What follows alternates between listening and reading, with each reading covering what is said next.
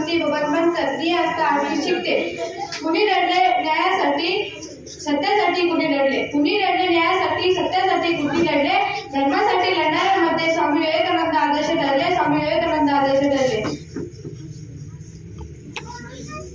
माननीय अध्यक्ष महोदय, सन्माननीय परीक्षक, गुरुजन, भक्ती आणि मित्रमैत्रिणींनो, आज आपण येथे एका महामानवाच्या जयंतीनिमित्त एकत्र आलो आहोत, ज्यांनी संपूर्ण जगाला भारताची ओळख करून दिली. युग पुरुष राष्ट्रसंत स्वामी विवेकानंद.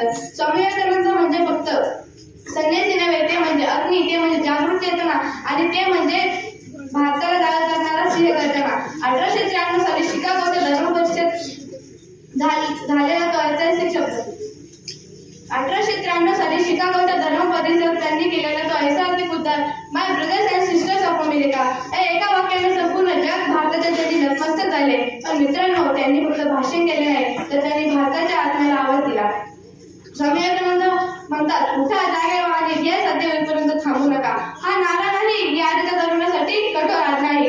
आज आपण मोबाईलमध्ये गुंतलो आहोत, सोशल मीडियावर हरवलो आहोत, स्वप्न पाहतो पण प्रयत्न करत नाही. अशा वेळी विवेकानंद आपल्याला आयुष्यात पाहायला भाग पाडतात आणि विचारतात, तू फक्त विश्वास ठेवतोस का?